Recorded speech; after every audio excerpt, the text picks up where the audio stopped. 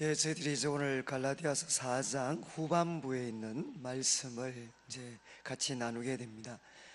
우리가 이제 갈라디아서 한 주간 정도만 더하면 우리가 끝을 내게 되는데, 그래도 우리가 금요일이 조금 여유가 있기 때문에 한번 그 정리를 조금 하면 좋을 것 같습니다. 이제 갈라디아서가 쓰여지게 된 그런 배경들은 그 사도 바울이 이 지역에 가서 예수 그리스도의 복음을 전했습니다. 그리고 이제 교회가 세워졌고 성도들은 참 이렇게 주님을 섬기는 그런 삶을 살고 있었는데, 그때 이제 유대로부터 거짓 교사들이 왔습니다. 거짓 교사들, 그들이 와서 무엇이라고 가르쳤는가 하면, 이제 이걸 잘 기억하셔야 됩니다. 무엇이라고 가르쳤는가 하면, 예수님을 믿는 것, 그게 참 좋은 것이지만 그것 가지고 우리가 하나님 앞에 의롭다 하심을 받고 구원을 얻는 데는 그것 가지고는 부족하다는 겁니다. 예수님을 믿는 것 가지고는 부족하다. 좋은 것이지만 우리의 구원, 또 하나님 앞에 의롭다 하심을 받는 데 있어서 그게 충족한 것은 아니다, 이렇게 그들을 가르쳤습니다. 그러면 어떻게 해야 되나? 예수님을 믿고 여기에 더해져야 될 것이 있다는 겁니다. 그게 뭔가 하면, 먼저 할례를 받아야 된다. 하나님 언약 백성의 표지였던 할례를 받아야 된다. 이 말은 뭔가 하면, 이제 이방인들이 하나님의 자녀가 되려면 예수님 믿는 것 가지고 충분하지 않고 먼저 할례를 받는 걸 통해서 유대인이 되고, 유대인이 된 다음 예수 그리스도를 믿는 것, 이 두 가지가 결합돼야 된다는 겁니다. 그리고 또 하나는 뭘 강조했는가 하면, 모세 율법을 지켜야 된다. 모세 율법을 지켜야만 이제 바로 우리가 하나님 앞에 의롭다 하심을 받고 또 구원을 얻는데 이것이 충족된 조건이다, 이렇게 가르쳤습니다. 그러니까 예수님을 믿는 것에 할례와 모세 율법이 더해져야 된다. 이것이 이제 거짓 교사들의 가르침이었습니다. 그리고 갈라디아 교회 성도들은 이 가르침을 듣고 많은 혼란에 빠지게 되었고, 또 많은 사람들이 정말 이제 복음을 전해 주었던 바울을 멀리하고 이제 유대로부터 왔던 거짓 교사들, 그들이 참 선생인 것처럼 그들을 따르게 되는 상황이 생겼습니다. 그래서 이 상황을 변화시키고 바로잡기 위해서 쓰여진 것이 갈라디아서입니다. 자, 그러면 이제 이런 어떤 도전에 대해서 바울이 어떻게 반응을 했나? 이제 1장과 2장을 통해서는 먼저 바울이 무엇을 했는가 하면, 자신의 사도직은 그러니까 자신의 사도직은 사람을 통해 난 게 아니고 하나님과 예수님을 통해 주어진 것이다, 이렇게 바울이 먼저 강조를 했습니다. 자신이 사도가 된 것은 하나님과 예수님을 통해 된 거다. 그 다음 바울이 이야기한 것이 다른 복음은 없다는 겁니다. 그러면서 하늘에서 온 천사, 우리들이라 하더라도 다른 복음 전하면 저주를 받을 거다 라고 이야기하면서 이제 바울은 무엇을 강조했는가 하면, 자신의 사도직뿐 아니라 자기가 전한 그 복음은 예수 그리스도의 계시로 주어진 것이다. 사람에게 배운 게 아니고 예수 그리스도의 계시를 통해 자기가 받게 된 것이다 라는 것을 강조를 했습니다. 그래서 예수 그리스도의 계시다, 이것은 다메섹에서 자신이 예수님을 만났던 그 경험을 통해서 강조를 하고, 그 다음에 자신이 다메섹으로 가는 길에서 예수님을 만난 이후에 그는 에루살렘이나 또 에루살렘의 지도자들이었던 사도들에게 배우는 기회를 갖지 않았고, 대신 그들로부터 멀리 떨어져 있었다. 그래서 자기가 전한 복음은 사람들에게 배운 게 아니고 예수 그리스도의 계시다, 이렇게 그가 이야기를 했습니다. 이게 1장의 내용입니다. 그리고 2장에 와서는 바로 예수 그리스도의 계시를 통해서, 그리고 또 하나님께 배워서 자신이 전했던 이 복음이 형성되어졌는데, 이 복음은 다른 사도들이 전했던 복음, 그 복음과 동일한 것이라는 겁니다. 다른 것이 아니고 14년 후에 올라갔을 때 그들이 기둥같이 여기는 베드로와 야고보도 사도 바울과 그리고 바나바가 전했던 그 복음을 보고받고, 우리는 동일한 복음인데 섬기라고 부르신 대상이 다를 뿐이다 라고 승인되어졌다는 겁니다. 그리고 이제 사도 바울은 안디옥 에피소드라고 불리는 베드로와 그리고 자신 사이에 있었던 한 충돌, 그 충돌을 가져왔던 사건을 그들에게 소개해 줍니다. 베드로가 정말 이렇게 유대인 이방인들과 같이 식사를 나누다가 야고보에게서 온 사람들, 그들이 안디옥에 도착했을 때 베드로가 외식을 하게 됩니다. 이방인들 멀리하고 그들로부터 물러서게 됩니다. 이런 외식에 다른 유대인 성도들과 바나바까지도 유혹을 받았고, 이것을 그대로 방치하게 되면 결국 어떻게 되느냐, 교회는 유대인의 교회와 그리고 또 이방인의 교회로 나누어질 수밖에 없습니다. 이런 상황에서 바울은 베드로를 책망하게 됩니다. 책망하면서 믿음으로 우리가 의롭다 하심을 받고 하나님의 자녀가 된 거지, 우리가 유대인이기 때문에 특별한 특권이 있는 것 아니다, 그러면서 자신이 개발을 책망했던 사건을 소개했습니다. 그래서 이렇게 지난 시간들을 통해 자신이 전했던 복음은 예수 그리스도의 계시고, 사람들을 통해 배운 것은 아니지만 다른 사도들이 전하는 것과 동일한 복음이고, 이 복음의 본질과 순수성을 지키기 위해서 자신은 베드로를 책망하는 것까지도 기꺼이 감수를 했다는 겁니다. 그러면서 2장 마지막에 이제 복음이란 무엇인가, 참된 복음이란 무엇인가를 그들에게 진술합니다. 우리는 율법을 지키는 걸 통해서 의롭다 하심을 받을 사람은 아무도 없습니다. 의롭다 하심을 받을 수 있는 길은 무엇이냐? 예수 그리스도를 믿음으로 말미암아 우리는 하나님 앞에 의롭다 하심, 올바른 관계를 맺을 수가 있습니다. 그러면서 이런 예수 그리스도의 복음, 믿음으로 의롭다 하심을 받는다는 이 복음이 그러면 죄 짓는 것을 조장하느냐, 아니면은 또 율법주의로 돌아가야 되느냐, 이런 반론들에 대해서 예수 그리스도 믿음으로 말미암아 의롭다 하심을 받는다는 이 예수 그리스도의 복음은 우리들의 삶 자체도 근본적으로 바꾸어 놓는다는 겁니다.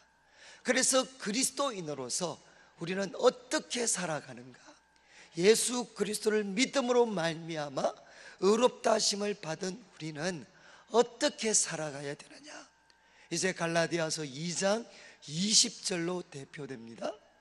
내가 그리스도와 함께 십자가에 못 박혔다. 나는 그리스도와 함께 십자가에 못 박혔다. 그런즉 이제는 내가 산 것이 아니다.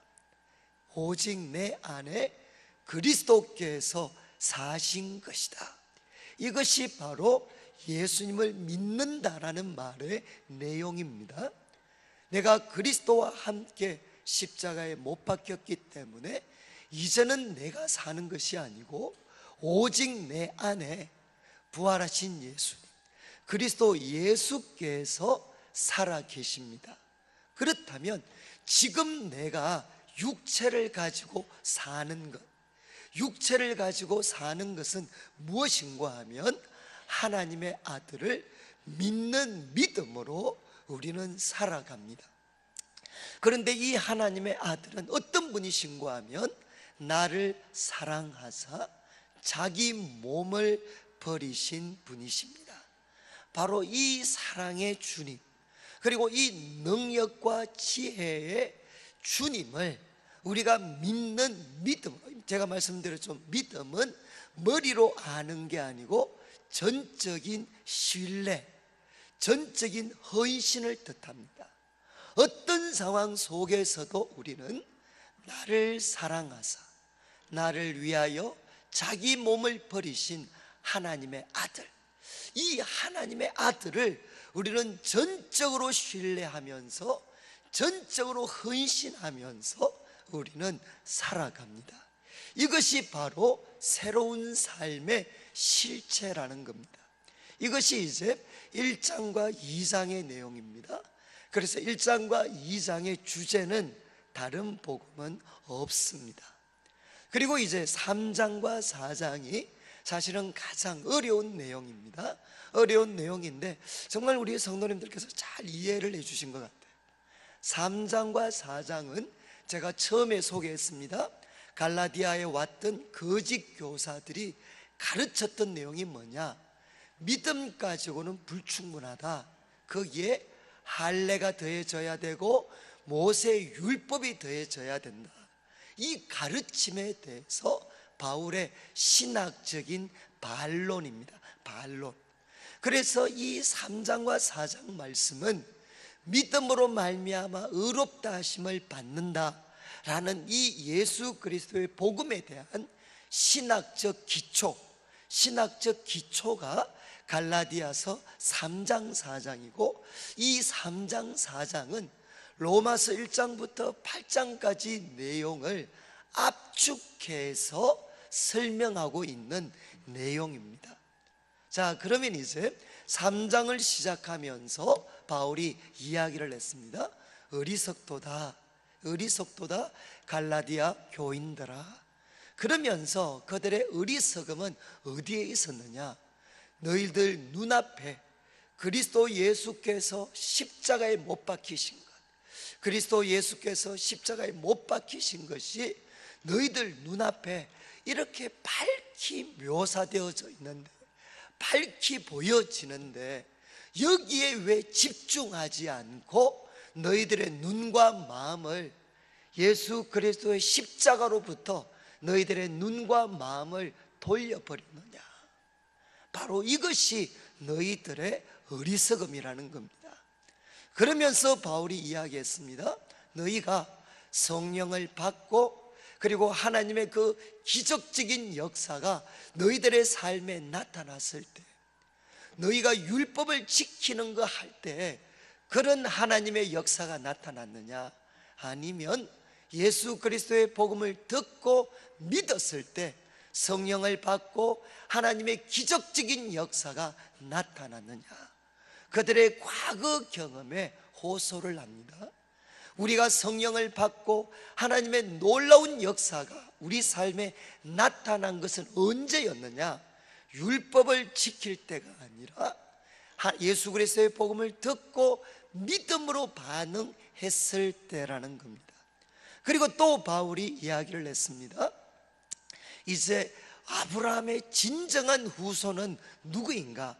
앞에서 말씀드렸죠. 할례와의 긴장 속에서 아브라함의 진정한 후손은 육체의 할례를 받은 사람이 아니고, 아브라함은 믿음을 통해 의롭다 하심을 받았는데 바로 그것처럼 아브라함처럼 믿음의 사람들이 진정한 아브라함의 후손이다.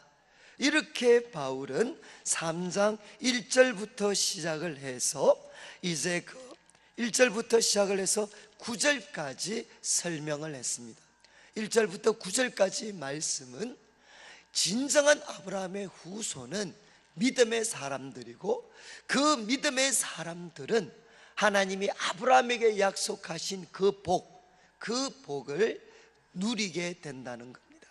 그런데 하나님이 아브라함에게 약속하신 복은 뭐냐? 결국은 의롭다 하심을 통해 하나님과 올바른 관계를 맺고, 그들 속에 하나님의 영 성령님이 임하셔서 하나님의 새롭게 하시는 역사가 그들의 삶에 펼쳐지게 되는 것, 이게 하나님이 아브라함에게 약속하신 복이라는 겁니다. 이 복은 누가 받느냐? 아브라함과 같이 믿음의 사람들이 그들의 후손이기 때문에 이 복을 받게 된다. 이렇게 바울은 가르쳤습니다. 그리고 10절부터 3장 10절부터 14절까지 말씀을 통해서는 성경에 두 가지 종류의 삶이 있다. 하나는 율법을 지키는 걸 통해 하나님 앞에 의롭다 하심을 받으려고 하는 그런 사람들이 있다. 그런데 이 사람들은 저주 아래 있다. 왜냐하면 율법의 행위를 통해서 하나님 앞에 의롭다 하심을 받을 수 있는 사람은 아무도 없습니다. 그러니까 율법을 지키는 걸 통해 하나님과 올바른 관계를 맺으려고 시도하는 사람은 저주 아래 있다. 그러면서 성경의 가장 강력한 말씀 중에 하나라고 제가 말씀드렸는데, 그리스도께서 저주가 되셨습니다. 그리스도께서 저주가 되셔서 우리들을 율법의 저주에서 속량하셨습니다. 풀어주셨습니다. 그리스도가 저주가 되셔서 율법의 저주 아래 있던 우리들을 풀어주셨고, 이제는 그리스도 예수 안에서 믿는 자들에게 하나님이 약속하신 아브라함의 복, 그 아브라함의 복이 그들에게 주어질 수 있도록 이 놀라운 일을 예수님이 하셨다는 겁니다. 그리고 이제 3장 15절부터 마지막 절까지 말씀은 무엇을 소개하고 있는가 하면 이제 율법에 대한 가르침입니다. 율법을 지켜야 된다라는 이 가르침에 대해서 바울은 무엇을 가지고 설명을 하느냐? 아브라함에게 주신 언약이 있습니다. 내 씨로 말미암아 천하 만민이 복을 얻을 거다. 하나님이 아브라함에게 언약을 하셨는데, 이 언약, 그리고 또 모세를 통해 주신 율법, 그리고 예수 그리스도, 바로 아브라함에게 주신 언약, 모세 율법, 그리고 예수 그리스도, 이 세 분 사이에 어떤 연관성이 있는가? 이거는 구약의 핵심입니다. 어떤 연관성이 있는가 하는 것을 바울이 설명을 합니다. 하나님께서 아브라함에게 말씀하셨습니다. 내 씨로 말미암아 천하 만민이 복을 얻을 거다. 그런데 이때 내 씨라고 한 것은 복수가 아니고 단수다. 그래서 천하 만민을 복되게 하는 하나님이 약속하신 씨, 하나님이 약속하신 자손은 누구냐? 바로 그분은 그리스도시다. 이렇게 바울이 설명을 했습니다.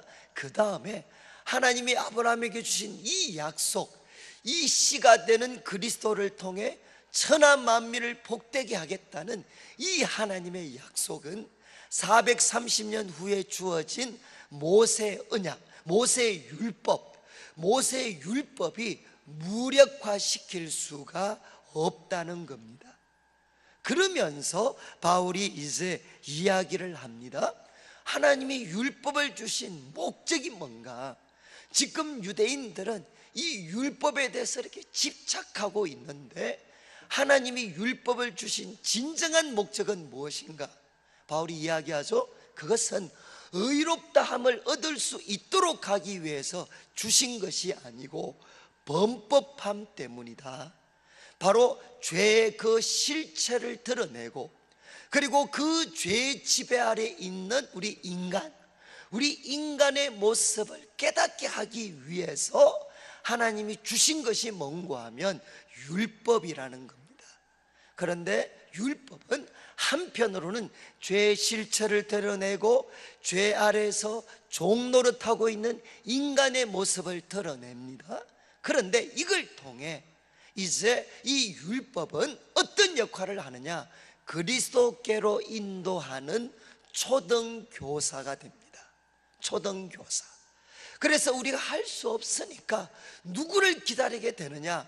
하나님이 아브라함에게 약속하신 천하 만민을 복되게 할 씨, 자손, 그분을 우리들에게 기다리도록, 갈망하도록 만들어 준다는 것입니다. 그래서 율법의 역할은 뭐냐? 한편으로는 죄의 실체를 드러내는 것이고, 또 한편으로는 그리스도께로 우리를 인도하는 초등교사, 가정교사가 되게 됩니다. 그러면서 바울이 이제 3장을 마치면서 놀라운 선언을 했습니다. 무슨 선언을 했는가 하면, 우리는 그리스도와 누구든지 그리스도 믿음으로 말미암아 그리스도 예수 안에서 하나님의 아들이 되고, 그리고 예수님과 합하여 세례를 받을 때 우리는 누가 되느냐? 그리스도로 옷을 입습니다. 우리는 그리스도로 옷을 입게 됩니다. 예수님께서 십자가에 흘리신 보혈을 통해 깨끗이 씻음을 받을 뿐만 아니라 그분이 순종하셨던 그 완벽한 순종의 삶은 우리들의 것이 되어서 이제 예수님이 우리의 옷이 됩니다. 예수님이 우리의 옷이 되시니까 이제 어떤 놀라운 선언을 바울은 하느냐? 너희는 유대인이나 헬라인이나 종이나 자유자나 남자나 여자나 그리스도 예수 안에서 하나입니다. 하나. 인간이 만든 모든 차별은 하나님이 예수님을 통해서 하신 이 놀라운 그 일 앞에 그 차별이라는 게 더 이상 힘을 발휘하지 못하게 된다는 겁니다. 그래서 우리가 다르다는 것은 차별의 이유가 아니라, 다르다는 것은 뭐가 되느냐? 섬김의 이유가 된다는 것입니다. 이제 바울은 3장을 통해 설명을 했고, 그리고 이제 4장, 오늘 새벽에 이야기했던 4장 1절부터 이제 10절, 11절까지 말씀을 통해서는 이제 어떤 율법과 그리스도와의 관계를 이제는 조금 더 확장해서 이 세상의 초등학문, 그래서 이것은 유대인에게는 율법이 되겠지만 헬라인들, 이방인들에게는 학문과 철학과 그들의 세계관이 될 수 있습니다. 이런 이 세상의 초등학문과 그리고 또 그리스도를 믿는 우리들은 어떤 관계를 가져야 되느냐?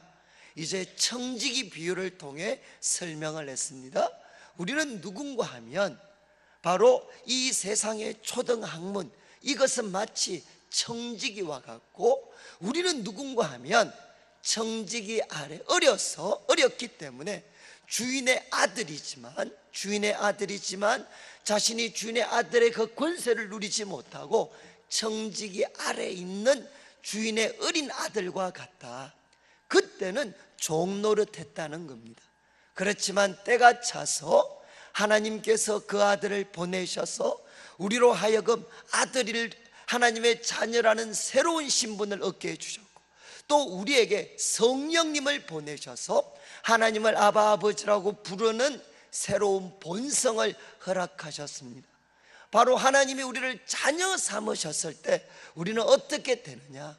이제는 이 청지기, 이것의 어떤 청지기가 더 이상 우리가 순종해야 될 대상이 아니고, 우리가 하나님의 자녀니까 바로 이 모든 것들은 하나님의 영광과 다른 사람의 유익을 위해서 우리가 마음껏 부려야 되는 대상이지 우리가 종노릇할 대상이 아니다.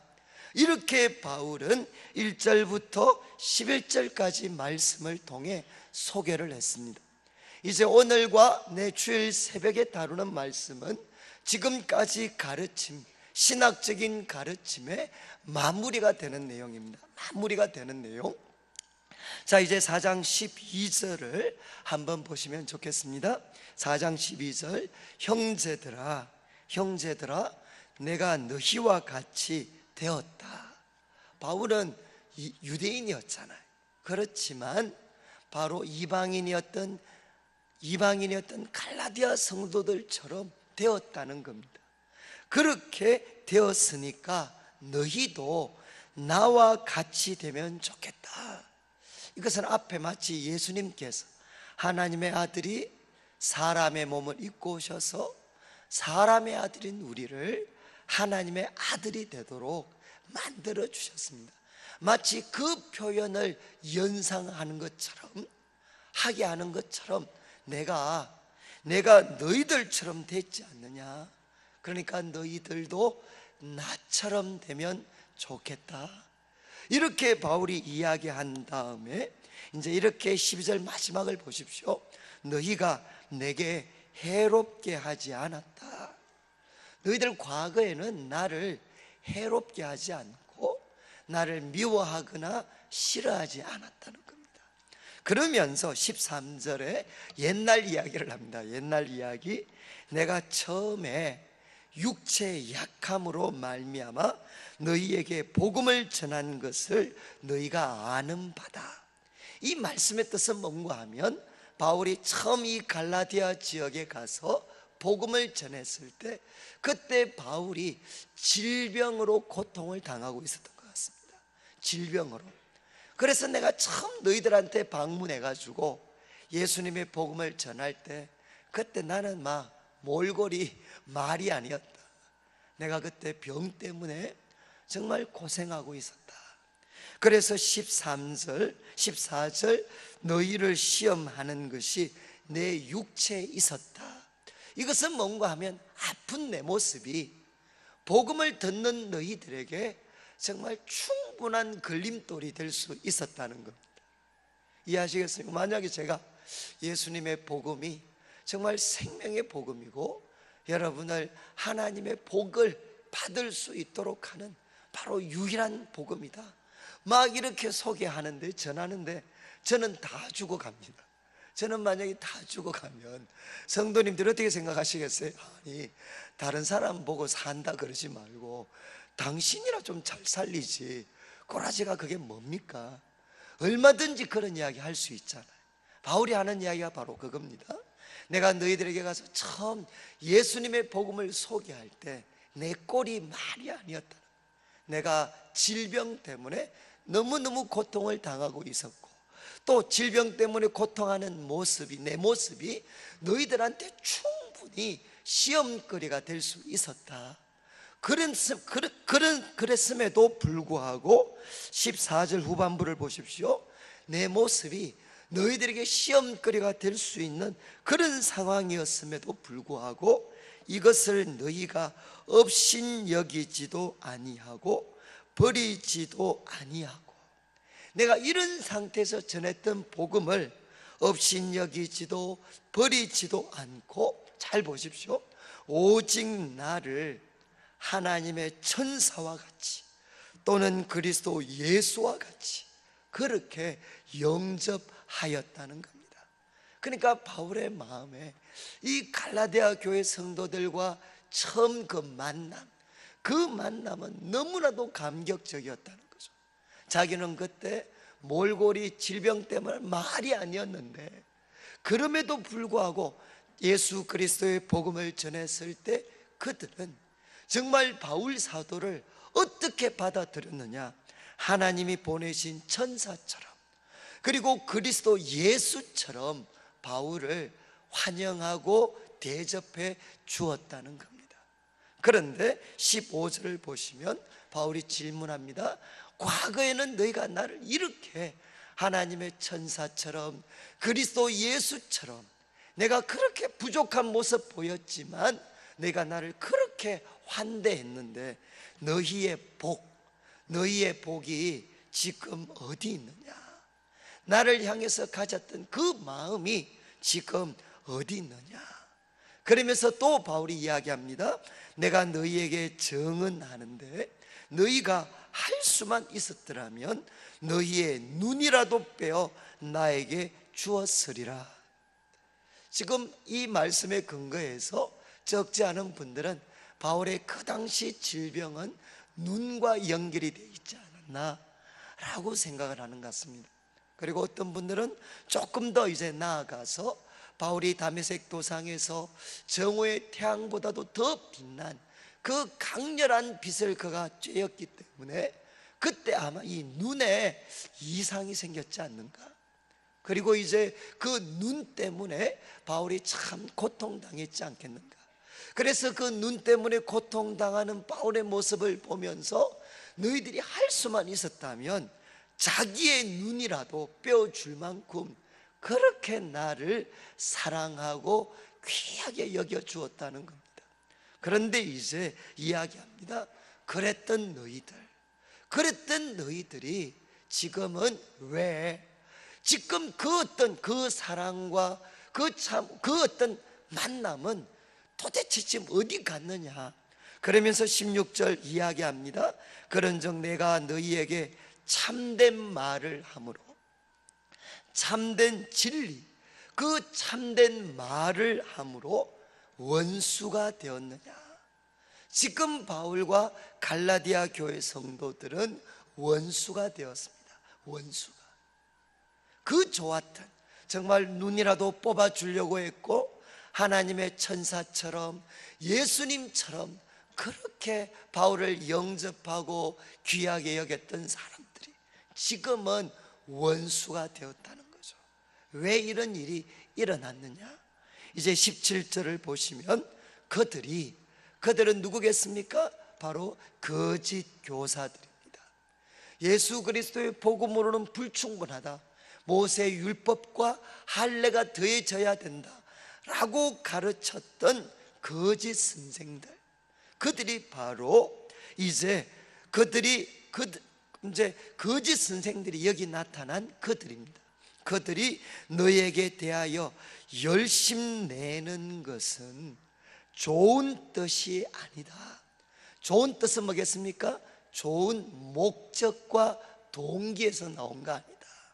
그러면서 이야기합니다. 오직 너희를 이간시켜서 너희로 그들에게 대하여 열심을 내게 하려 함이다. 바로 이 거짓 선생들이 너희와 나 사이를 이렇게 원수로 만들어 놓았다. 그런데 그 거짓 선생들은 너희에 대해서 열심을 내었다, 나 그거 잘 알고 있다는 겁니다. 그런데 열심을 내었다는 게 그게 전부가 아니고 중요한 것은 동기와 목적입니다. 열심을 내었는데 그 동기와 목적이 뭔가 하면 좋은 것이 아니다. 바로 너희들을 이간시켜서, 누구로부터? 사도 바울과 같은 이런 참된 복음을 전하는 사람들로부터 고립을 시켜서 떨어지게 해서 누구를 쫓도록 만들었느냐?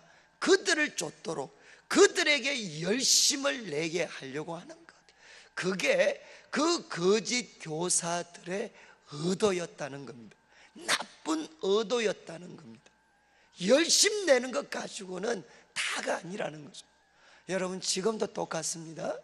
많은 분들이 이단에게 넘어갑니다. 신천지나 하나님의 교회나 이런 이단들에게 넘어갈 때 그들이 접근하는 방법이 뭐죠? 우리들을 향해 열심을 보여요. 열심. 정말 보통 교회에서 맛보지 못했던 그런 열심을 보입니다. 그리고 또 사랑을 나타내주고 관심을 나타내주고 우리의 많은 필요들을 그들이 채워줍니다.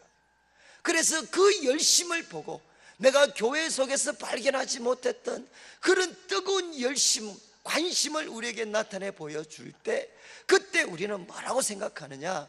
저들이 진짜가 아닌가, 저들이 진짜가 아닌가 라고 우리가 정말 혼란에 빠지면서 그들을 따르게 되는 경우가 너무너무 많습니다. 그런데 이 말씀을 잘 기억하십시오. 열심을 보인다고 해서 충분한 게 아닙니다. 그 사람들이 우리들을 향해 열심을 내는데 목적이 뭐냐는 거죠. 목적이 뭔가?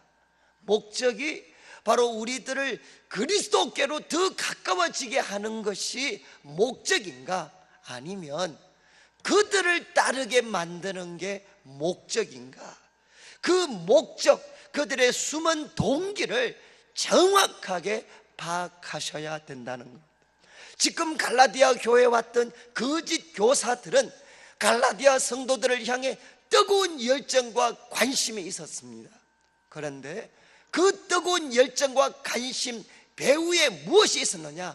나쁜 의도가 있었습니다. 우리로 하여금 그리스도를 따르는 것이 아니라 그들 자신을 따르게 하려고 하는 나쁜 의도가 그들 가운데 숨겨져 있었다는 겁니다. 그런데 사랑하는 성도님들, 이것은 소위 이단들에게만 있는 것이 아닙니다. 저는 여기에 이제 우리 목회자분들이나 순장님들이나 많은 분들이 계시는데 정말 이것은 기억하셔야 됩니다. 여러분, 교회 공동체 속에도 열심을 낸다고 해서, 그분들이 우리들에게 뜨거운 관심을 나타낸다고 해서 그분들, 좀 죄송 표현이 좀 그런데 그분들 따라가시면 안 됩니다. 저는 제가 목사로서 지금도 가장 조심하려고 하는 게 뭔가 하면, 하나님 성도들이 저를 따르는 사람이 되지 않고 예수님을 따르는 사람이 되게 해 주십시오. 이거 무너져 버리면 교회는 무너져 버립니다. 성도님들, 우리 성도님들은 누구냐? 목사를 따르는 사람이 아닙니다.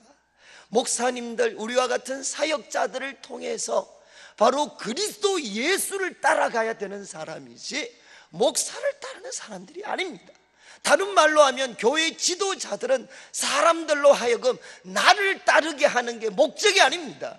그것은 뭐냐? 여기 나오는 거짓 교사들과 똑같습니다. 여러분, 교회 지도자들의 책임은 뭔가 하면 나를 따르게 만드는 것이 아니라 그분들이 그리스도를 향해 열심을 내어서 그리스도를 따르게 하는 것, 이게 목적이 되어야 되는 거죠. 저는 설교를 하면서 지금도 도대체 설교가 뭔가, 설교를 잘한다는 게 뭔가, 아직도 저는 혼란에 빠질 때가 많습니다. 여러분, 도대체 설교를 잘한다는 게 무엇일까요? 그냥 듣고 나면 감동이 있고 눈물이 나고, 그리고 또 내 삶에 작은 위로와 그리고 변화가 있고, 여러분, 그것이 전부겠습니까? 여러분, 그러면 만약에 그게 설교를 잘하는 거라면, 자칫 잘못하면 사람을 다르게 됩니다. 그런데 제가 이때까지 들었던 이야기 중에 설교를 잘한다는 게 무엇이냐라는 것에 대해서 제 마음에 새기고 있는 답은 뭔가 하면 이런 답입니다. 설교를 잘했다는 것은 뭐냐? 성도들이 듣고 나서 집에 갈 때 내가 하나님 말씀을 가까이 해야 되겠다, 하나님 말씀을 내 눈으로 보고 내가 이 하나님 말씀 내가 묵상하고 이 하나님 말씀 내가 더 가까이 해야 되겠다, 그것을 통해 내가 하나님을 가까이 해야 되겠다, 이거 새겨지도록 하는 것, 이것이 일어나게 하는 것. 여러분, 지금 사람의 말에 위로받고 격려받는 것, 여러분, 그건 잘못하면 마치 낳는 것 똑같아요. 정말 우리들의 삶을 근본적으로 바꾸고 우리들의 삶에 하나님의 사랑과 능력과 지혜가 흘러들어오게 하는 통로는 뭔가 하면 하나님의 말씀입니다. 말씀. 이 말씀에 성령님이 하나님의 생기를 불어넣으셔서 우리들의 삶이 말씀에 부딪혀서 주님을 만나고 주님의 뜨거운 심장을 알고 주님의 그 기준을 알고 그리고 또 주님이 가지신 꿈과 비전을 알고, 그러면서 주의 말씀을 통해 우리가 하나님의 사람으로 다듬어져 가는 거죠. 여러분, 그런데 하나님 말씀에 대해서 하나님을 따르려고 하는 마음보다는 그냥 사람들의 설교 듣는 것으로 끝나버리면 어떻게 되느냐? 여러분, 그런 목회자도, 그리고 그런 목회자를 따르는 성도들도 정말 어떻게 보면 비극입니다. 비극. 지금 바울은 갈라디아 교회 성도들에게 이야기했습니다. 거기에 있었던 거짓 선생들이 있습니다. 그 거짓 선생들은 열정, 뜨거움, 사랑이 있었습니다. 관심이 있었습니다. 그런데 그들에게 무엇이 결여되어져 있었느냐? 좋은 뜻, 좋은 목적이 결여되어져 있었어요. 그들은 성도들로 하여금 하나님을 가까이 하고 예수님 따르게 하는 게 목적이 아니라 그 길에서 그들을 이탈하게 해서 자기를 따르게 하는 게 그들의 목적이었습니다. 저는 이제 우리 교회 성도님들이, 저는 참 정말 저는 원래 이렇게 목사를 하려고 했던 사람은 아닙니다. 목사를 하려고 했던 사람이 아닌데 하나님께서 참 불러주셔서 이 길에 서게 됐는데, 저는 일반 평신도로 있으면서 어떻게 보면 이런 아픔들을 마음에 항상 갖고 있었습니다. 죄송한 말씀인데 왜 목회자들이 자기 사람을 만들려고 하나? 왜 자기 사람 만들려고 하나? 예수님의 사람을 만들지 않고 왜 자기 사람 만들려고 하나? 왜 목회자들이 성도들로 하여금 주님 말씀에 따르게 하지 않고 자기 말 따르게 하나? 저는 참 어릴 때부터 교회 속에서 자라면서 마음에 가졌던 아픔 중에 하나가 바로 이거였어요. 저는 청년들을 섬기면서도 성도님들을 섬기면서도 항상 마음에 그래도 다짐하려고 하는 게 바로 이겁니다. 하나님, 우리 성도님들 제 말 잘 듣고 저를 잘 따르는 사람이 되지 않고 예수님 말씀 잘 듣고 예수님을 잘 따라갈 수 있는 사람이 되게 해 주십시오. 그리고 목회자들과 모든 지도자들은 우리 성도님들이 주님 잘 따라서 한 번밖에 없는 삶, 하나님께 영광이 되고 이 세상을 복되게 하는 가장 멋있는 삶 살아가는데 우리가 보탬이 될 수 있도록 도와주십시오. 여러분, 지금 바울은 갈라디아 교회 성도들을 향해 이야기했습니다. 열심만 가지고 너희들을 향한 관심, 따뜻한 사랑만 가지고 넘어가지 말라는 겁니다. 그들 속에 있는 목적, 동기를 정확하게 파악해야 된다. 그러면서 이제 18절에 좋은 일에 대하여 열심으로 사모함 받는 거, 그건 참 좋은 거다. 내가 너희를 대하였을 때뿐만 아니라 나도 그렇게 했다. 그리고 언제든지 좋은 거다. 그러면서 이제 19절 바울의 마음을 고백합니다. 나의 자녀들아, 나의 자녀들아, 너희 속에 그리스도의 형상을 이루기까지, 너희 속에 그리스도의 형상을 이루기까지 다시 너희를 위하여 해산하는 수고를 하노니. 여러분, 정말 감동적인 고백이잖아요. 바울의 꿈이 뭐였느냐? 성도들을 향해 거짓 교사들과 대조되는 바울의 꿈이 무엇이었느냐? 좋은 의도가 무엇이었느냐? 그들 속에 그리스도의 형상이 새겨지는 것입니다. 그들의 마음이 그리스도의 마음이 되고 그들의 모습 하나하나가 우리 주님의 모습을 닮아가는 모습으로, 그래서 그들 속에 그리스도의 형상이 새겨져서 그들의 말과 삶을 통해서 그리스도가 나타나게 되는, 그것이 바로 바울이 가졌던 꿈이었다는 것입니다. 그러면서 지금은 너희가 멀리 가 있다. 거짓 교사들의 꾀임을 받아서 나와 지금 원수된 것처럼 되어 있지만 내가 포기할 수 없는 것 있다. 그것은 뭐냐? 너희 속에 그리스도의 형상이 새겨지는 것. 나는 지금 원수가 되어져 있다 할지라도, 너희들이 나를 향한 태도가 바뀌었다 할지라도 내가 결코 포기할 수 없는 것은 무엇이냐? 너희 속에 그리스도의 형상이 새겨지는 거다. 다시 한번 이 일이 너희들 속에 진행되기 위해서 나는 해산하는 수고를 하겠다는 것입니다. 다시 한번 우리 남자분들은 잘 모르죠.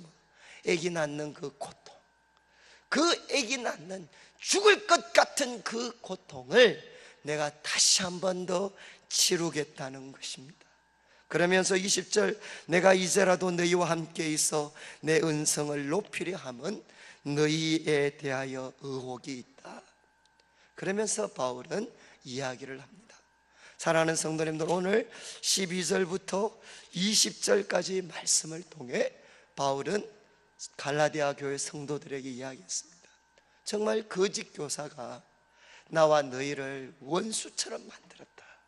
과거의 나를 정말 내가 그렇게 병으로 고통당하는 연약한 모습이었지만 너희들이 나를 천사처럼 예수님처럼 대했고 내 아픈 거 보고 눈이라도 빼주려고 그만한 사랑을 가졌는데 이제 원수가 되게 했구나.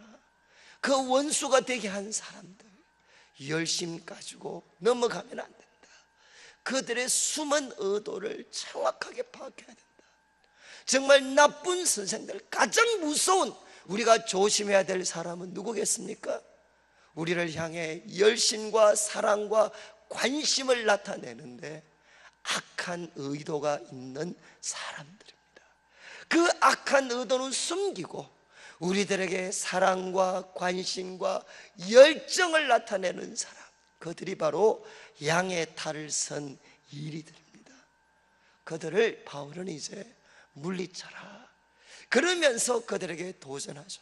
나의 변할 수 없는 꿈, 내가 변할 수 없이, 내가 끝까지 포기할 수 없는 그것은 뭔가 하면 너희들 속에 원수가 되어 있지만 너희들 속에 그리스도의 형상이 새겨지는 것이다. 저는 이제 우리 내일 교회가 앞으로 어떤 교회가 되어야 될 것인가, 저는 우리 앞선 분들은 정말 바울처럼 좋은 의도를 갖고 뜨거운 열정과 사랑에 좋은 의도를 갖고 우리가 이 땅을 살면서 주님의 몸된 교회를 섬기고 주님의 자녀들을 섬기는 그 섬김에 좋은 의도와 뜨거운 열정과 사랑을 가진 분들, 그래서 그 사랑의 도움을 힘입어서 우리 교회를 찾아오는 수많은 사람들, 그들의 영혼 속에 그리스도의 형상이 새겨지는 것. 그래서 이곳을 찾아오는 한 분 한 분이 그리스도의 형상이 새겨져서 그들의 삶을 통해 이 세상의 유일한 빛이고 유일한 구원자이신 예수님, 이 예수님이 이 어두운 시대의 빛으로 드러나서 수많은 사람들을 생명의 길로 이끌어갈 수 있는, 정말하면 이 대구 땅을 그리고 한번 민족을 바꾸어버릴 수 있는, 복음의 능력으로 바꾸어버릴 수 있는 그런 사람들을 세우는 교회. 저는 이제 우리 성도님들 오늘 이 밤에 우리가 기도를 드릴 텐데 저는 한번 질문을 하시면 좋겠습니다. 뭐 다른 건 없더라도 하나님, 내 속에 그리스도의 형상이 새겨지게 해주십시오. 저의 마음이 그리스도의 심장을, 정말 그리스도의 심장이 저의 심장이 되고 그리스도의 마음이 저의 마음이 되고, 그래서 제 삶에 제 말과 행동을 통해 그리스도가 나타날 수 있는 이 영광스러운 이 놀라운 은혜를 허락하여 주시고, 그리고 더 나아가서 하나님, 제가 가정을 섬깁니다, 성도님들을 섬깁니다, 자녀들 섬깁니다. 하나님, 좋은 의도 가질 수 있도록 그들을 내 사람 만들려고 몸부림치는 게 아니라 그들을 예수님 잘 따르는 사람이 될 수 있도록 하나님, 해산하는 수고도 기꺼이 감당할 수 있는 은혜를 허락하여 주십시오. 저는 참 이 아름다운 일들이 다시 한번 우리 교회 속에 참 펼쳐졌어요. 저는 참 어제도 뭐 신방 가서 참 이런 이야기들을 보면 가슴 아픈 이야기가, 목사님, 참 예수님을 믿는 사람들 왜 그렇게 못된지 모르겠습니다. 예수님을 믿는 사람들 왜 그렇게 참 이렇게 그렇게 사람들, 다른 사람들 힘들게 하는지, 왜 그런지 참 모르겠습니다. 참 요즘은 뭐 참 이런 이야기 많이 듣습니다. 예수님을 믿는 사람 때문에 뭔가 참 감동을 받았다는 사람보다는 참 왜 그런지 모르겠습니다. 사랑하는 성도님들, 저는 모르겠습니다. 복음도 전해야 되지만 복음 전하기 전에 그냥 우리가 예수님 믿어서 우리가 좀 좋은 사람 되면 좋을 것 같아요. 좋은 사람. 우리 남편이나 아내가 볼 때 참 당신 좋은 사람이다, 예수님 때문에. 당신 보고 있으면 그도 예수님이 생각난다. 그리고 또 우리 자녀들이 볼 때, 참 우리 부모님 좋은 부모님이다. 저는 우리 교회 성도님들 여기 와서, 내가 내일 교회 왔는데 내일 교회 성도님들 참 좋은 분이다. 저 그렇게 거창하게 있잖아요. 난리 안 쳐도 괜찮아. 그냥 좋은 분이다. 다른 사람 먼저 배려하고 자기 것 좀 내려놓고, 그리고 좀 손해보고 좀 어리석은 것 같고, 그렇지만 그 말 한마디 한마디에 하나님의 지혜가 담겨져 있고 예수 그리스도의 권세가 담겨져 있고, 그 사람 하는 것 보다 보면 자꾸 예수님이 생각나. 저 사람은 이 세상에 속한 사람이 아니라 하나님께 속한 사람 같고, 그런 한 분 한 분 되면 여러분, 세상이 그런 사람들 찾아서 오지 않겠습니까? 오늘 말씀, 오늘 우리가 같이 이제 한 30분 정도 기도 드릴 때, 하나님, 저 예수님 믿고 좋은 사람 되게 해주십시오. 제 속에 그리스도의 형상이 새겨지게 해주시고 뜨거운 열정과 관심, 사랑에 좋은 의도 가질 수 있도록 해주셔서 저도 제 속에 그리스도의 형상이 새겨지지만 모든 우리 교회 성도들에게 그리스도의 형상 새길 수 있는 일에 저도 해산하는 수고 기꺼이 감당하게 하여 주시옵소서. 그리고 교회 앞선 지도자들을 지켜주셔서 교만과 인간적인 야심에서 그들을 지켜주십시오. 정말 교회 속에 날 따르라 이런 사람 좀 나타나지 않고, 하나님, 예수님 따를 수 있도록 서로 격려하고 붙잡아주는 그런 지도자들 일어나게 해주십시오.